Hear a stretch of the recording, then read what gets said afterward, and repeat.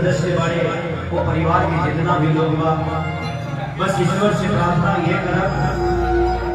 कि धरती पर जहाँ भी लोग हो लिखे बा, चाहे धरती के इंडिया के कोनो कोना में होके, खाली पटने नाम ईश्वर ऐसा करने से मातृगुरु बॉम्बे से लेकर पूना से लेकर महाराष्ट्र दुनिया जहाँ जहाँ होके मुझे हमने का झंडा नारा है मातृगुरु हमारे बड़ भैया लाल भैया हमने के देश बीमारी अपना भतीजी की शादी पा जाने वाला भैया से मिला रहे, आशीर्वाद मिला रहे। और आज यहाँ की एक्टिविटी अपना जनता के प्रति देख के इतना अच्छा लगा था कि यहाँ के निकला के बाद हम चैनल में देखबे करेंगे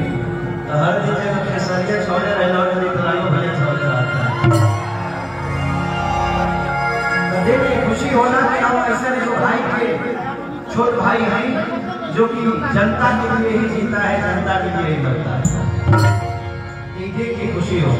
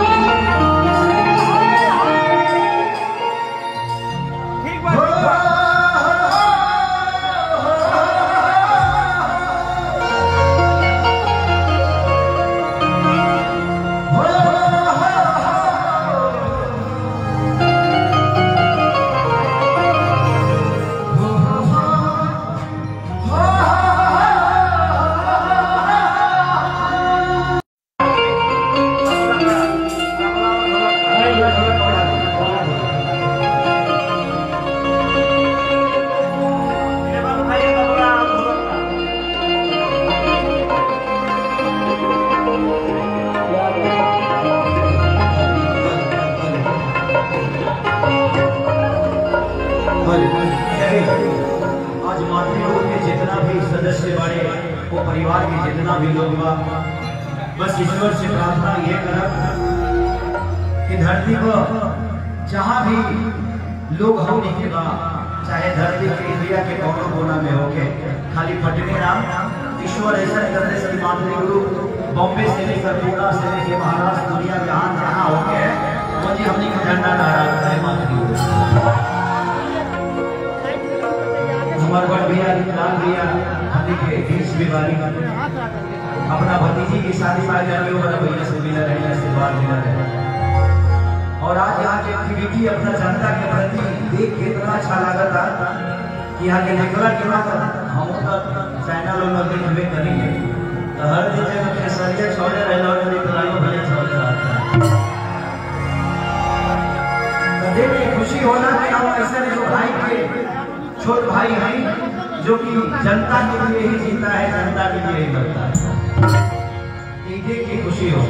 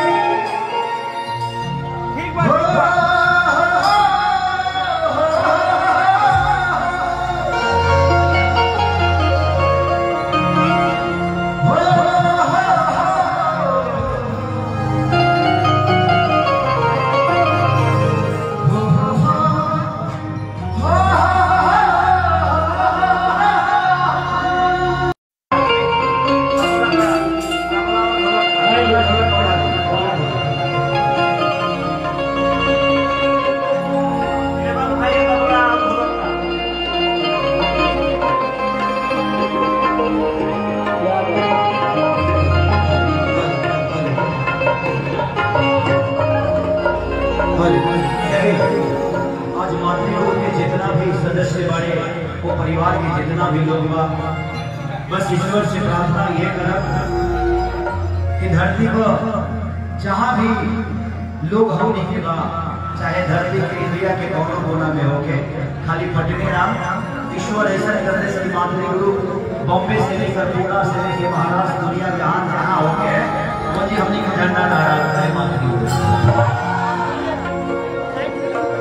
हमारे बड़ भैया लाल भैया हमने के देश बीमारी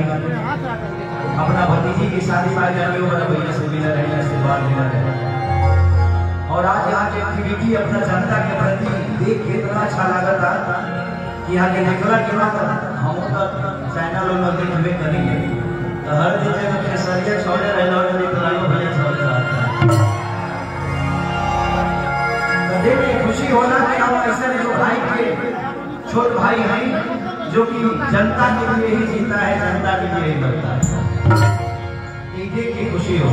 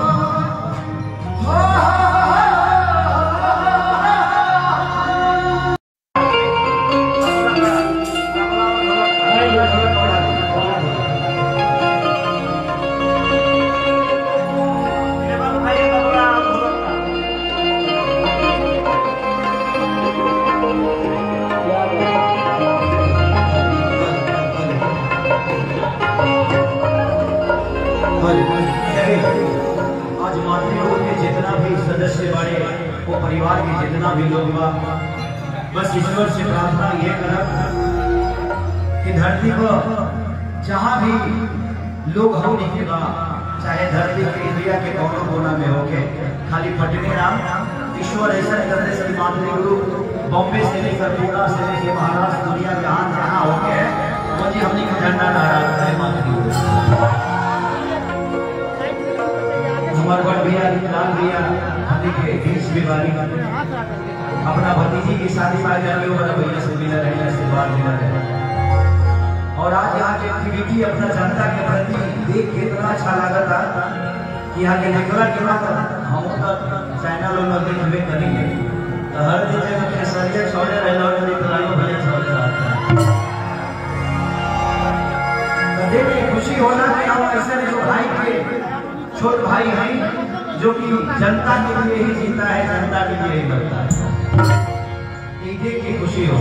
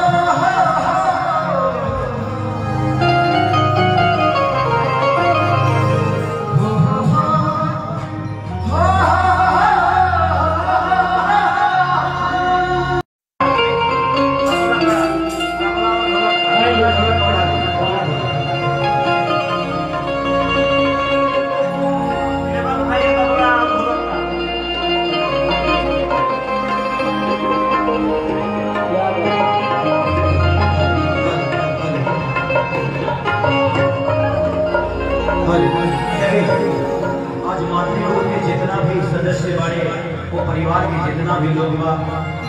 बस ईश्वर से प्रार्थना ये करब कि धरती पर जहाँ भी लोग हम लिखे बा, चाहे धरती के इंडिया के कोनो कोना में होके, खाली पटने नाम ईश्वर ऐसा करने से मातृगुरु बॉम्बे से लेकर पूना से लेकर महाराष्ट्र दुनिया जहाँ जहाँ होके मुझे हमने का झंडा लहरा है मातृगुरु। हमारे बड़ भैया लाल भैया हमने के बीच बीमारी अपना भतीजी की शादी में जाने वाला भैया से मिला रहे, से बात मिला रहे, और आज यहाँ की एक्टिविटी अपना जनता के प्रति देख के इतना अच्छा लगा था कि यहाँ के निकला के बाद हम चैनल में देखबे करेंगे तो हर दिन में केसरिया छोड़े रहे और निकलायो भले छोड़े रहता तो देख के खुशी होना कि हम ऐसे जो भाई के छोटे भाई हैं जो कि जनता के लिए ही जीता है, जनता के लिए ही मरता है, ये देख के खुशी हो।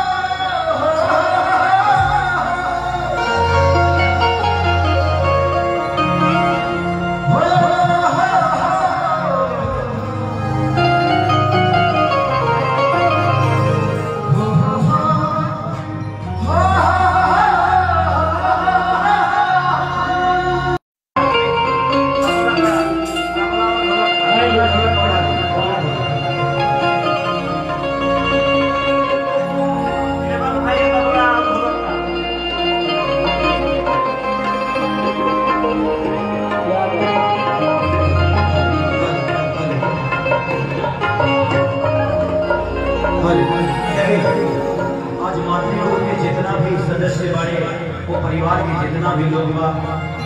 बस ईश्वर से प्रार्थना ये करब कि धरती पर जहाँ भी लोग हम लिखे बा, चाहे धरती के इंडिया के कोनो कोना में होके, खाली पटने नाम ईश्वर ऐसा करने से मातृगुरु बॉम्बे से लेकर पूना से लेकर महाराष्ट्र दुनिया जहाँ जहाँ होके मुझे हमने का झंडा लहरा है मातृगुरु। हमारे बड़ भैया लाल भैया हमने के बीच बीमारी अपना भतीजी की शादी में जाने वाला भैया से मिला रहे, से बात मिला रहे, और आज यहाँ की एक्टिविटी अपना जनता के प्रति देख के इतना अच्छा लगा था कि यहाँ के निकला के बाद हम चैनल में देखबे करेंगे तो हर दिन में केसरिया छोड़े रहे और निकलायो भले छोड़े रहता तो देख के खुशी होना कि हम ऐसे जो भाई के छोटे भाई हैं जो कि जनता के लिए ही जीता है, जनता के लिए ही मरता है, ये देख के खुशी हो।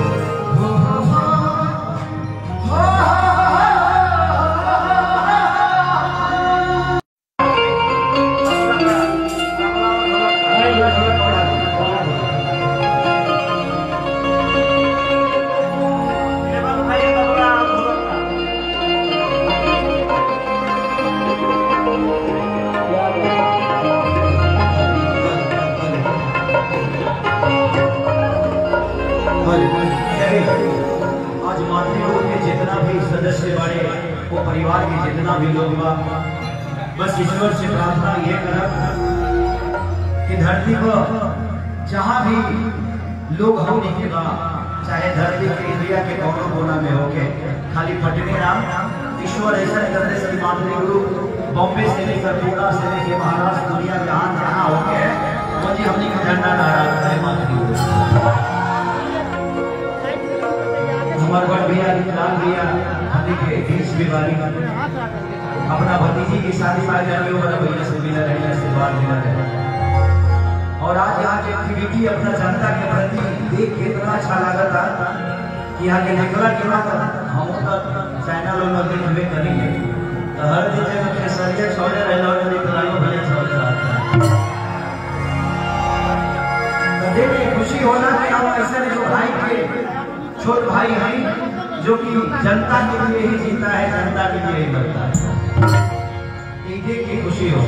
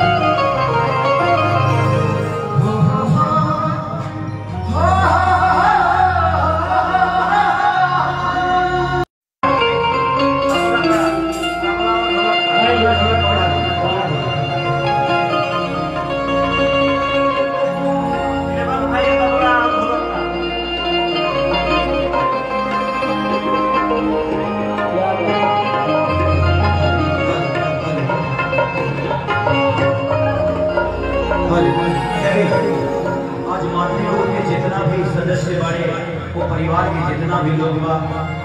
बस ईश्वर से प्रार्थना ये करब कि धरती पर जहाँ भी लोग हम लिखे बा, चाहे धरती के इंडिया के कोनो कोना में होके, खाली पटने नाम ईश्वर ऐसा करने से मातृगुरु बॉम्बे से लेकर पूना से लेकर महाराष्ट्र दुनिया जहाँ जहाँ होके मुझे हमने का झंडा नारा है मातृगुरु। हमारे बड़ भैया लाल भैया हमने के बीच बीमारी अपना भतीजी की शादी में जाने वाला भैया से मिला रहे, से बात मिला रहे,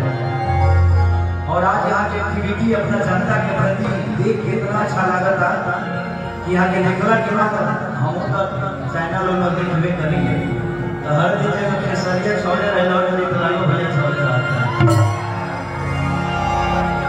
तो देख के खुशी होना कि हम ऐसे जो भाई के छोटे भाई हैं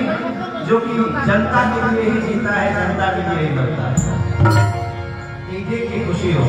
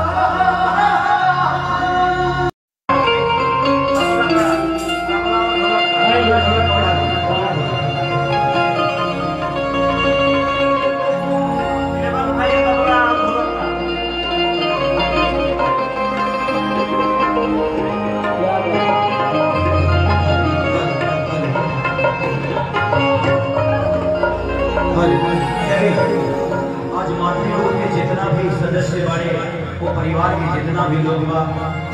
बस ईश्वर से प्रार्थना ये करब कि धरती पर जहाँ भी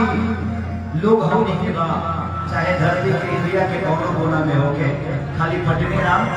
ईश्वर ऐसा करने से मातृगुरु बॉम्बे से लेकर पूना से लेकर महाराष्ट्र दुनिया जहाँ जहाँ होके मुझे हमने का झंडा नारा है मातृगुरु। हमारे बड़ भैया लाल भैया हमने के बीच बीमारी अपना भतीजी की शादी में जाने वाला भैया से मिला रहे, से बात मिला रहे, और आज यहाँ की एक्टिविटी अपना जनता के प्रति देख के इतना अच्छा लगा था कि यहाँ के निकला के बाद हम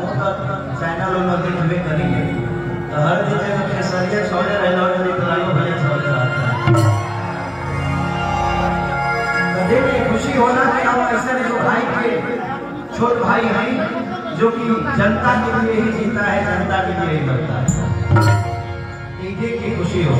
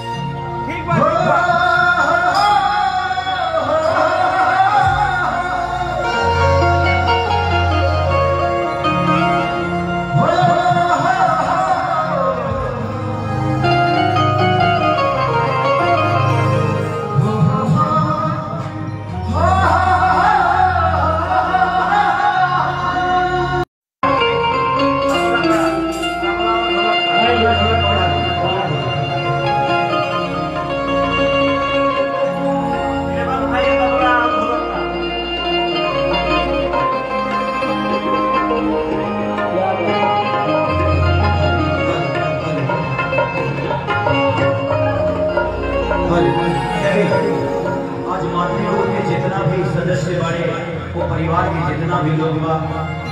बस ईश्वर से प्रार्थना ये करब कि धरती पर जहाँ भी लोग हो के बा, चाहे धरती के इंडिया के कोनो कोना में होके, खाली पटने नाम ईश्वर ऐसा करने से मातृगुरु बॉम्बे से लेकर पूना से लेकर महाराष्ट्र दुनिया जहाँ जहाँ होके मुझे हमने का झंडा नारा है मातृगुरु। हमारे बड़ भैया लाल भैया हमने के बीच बीमारी अपना भतीजी की शादी में जाने वाला भैया से मिला रहे, से बात मिला रहे, और आज यहाँ की एक्टिविटी अपना जनता के प्रति देख के इतना अच्छा लगा था कि यहाँ के निकला के बाद हम चैनल में देखबे करेंगे तो हर दिन जगह खेसरिया छोड़े रहे और निकलाइयो भले छोड़े रहता तो देख के खुशी होना कि हम ऐसे जो भाई के छोटे भाई हैं जो कि जनता के लिए ही जीता है, जनता के लिए ही मरता है, ये देख के खुशी हो।